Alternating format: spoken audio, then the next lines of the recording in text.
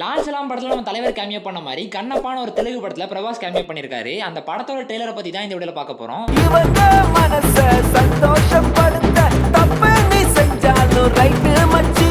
First of all இந்த படத்தோட hero இவர் தான். இவரை பத்தி நிறைய பேருக்கு தெரிஞ்சிருக்காது. இது இவரோட படம்னு சொன்னா இவரே நம்ப மாட்டாரு, அந்த அளவுக்கு கேமியோ இருக்கு. அள்ளி போட்டு எடுத்து வந்தனா அதான் தெரியும். அள்ளி போட்டு படத்தோட ஸ்டோரி பத்தி பாக்குறதுக்கு முன்னாடி கேஸ்டிங் பத்தி பார்ப்போம். படத்துல அக்ஷய்குமார் இருக்காரு, சரத்குமார் இருக்காரு, மோகன்லால் இருக்காரு, பிரபாஸ் இருக்காரு. இவங்க எல்லாரோட சேர்ந்து ஹீரோவும் இருக்காரு. இவ்வளவு ஹீரோஸா படத்துல கேஸ்டிங் பண்றதே படத்துக்கு பெரிய ப்ரொமோஷன் தான். படத்தோட ட்ரெய்லர் பார்த்த வரைக்கும் ஸ்டோரியை சொல்லணும்னா, தின்னான ஒருத்தர் சின்ன வயசுல இருந்தே கடவுள் நம்பிக்கை இல்லாம கடவுளுக்கு ஆப்போசிட்டாவே இருக்காரு. அவர் தான் நம்ம ஹீரோ.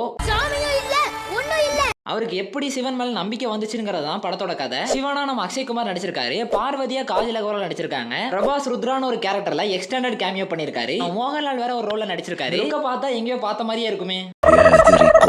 இந்த படம் தமிழ் ரிலிஜியஸ் சம்பந்தப்பட்ட ஒரு கதை தான். கண்ணப்ப நாயனார்னு ஒருத்தரை பத்தி தமிழ் ரிலிஜியஸ்ல ஒரு ஸ்டோரி சொல்லுவாங்க. அது என்னன்னா, பலாயிரம் வருஷங்களுக்கு முன்னாடி தின்னான ஒரு வேட்டைக்காரர் இருந்திருக்காரு. ஒரு இடத்துக்கு வேட்டைக்கு போறப்போ அங்க இருந்து சிவலிங்கத்தை பார்த்து கையில கிடைக்கிற பொருள் எல்லாம் வச்சு நைவேத்தியம் பண்ணி பூஜை பண்ணிருக்காரு. ஒரு நாள் அந்த சிவலிங்கத்தோட வலதுகள்ல இருந்து பிளட் வரதை பார்த்துட்டு என்னென்னமோ பண்ணி அதை ஸ்டாப் பண்ண பார்த்திருக்காரு. அதனால தன்னோட கண்ணை அறுத்து அந்த சிவலிங்கத்துல வச்சிருக்காரு. அப்போ இன்னொரு கண்ணுல இருந்து பிளட் வர ஆரம்பிச்சிருக்கு. கண்ணை அறுக்கிறதுக்கு போறப்போ சிவன் அவருக்கு முன்னாடி வந்து மோட்சம் கொடுத்திருக்காரு. அன்னில இருந்து அவரோட பேரை கண்ணப்ப நாயனார் நிறைய பேர் கூப்பிட்டு வராங்க. இவர் தான் சிவனோட மிகப்பெரிய பக்தர்னு நிறைய பேர் சொல்லுவாங்க. நான் இதுவரை சொன்ன கதையில ஏதாச்சும் தப்பு இருந்தா மன்னிச்சுக்கோங்க.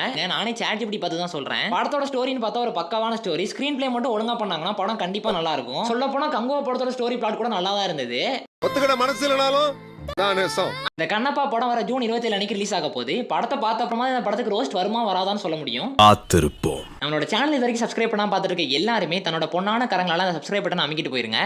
இவங்க மனச சந்தோஷப்படுத்த தப்பு நீ செஞ்சாலும் ரைட்டு மச்சி.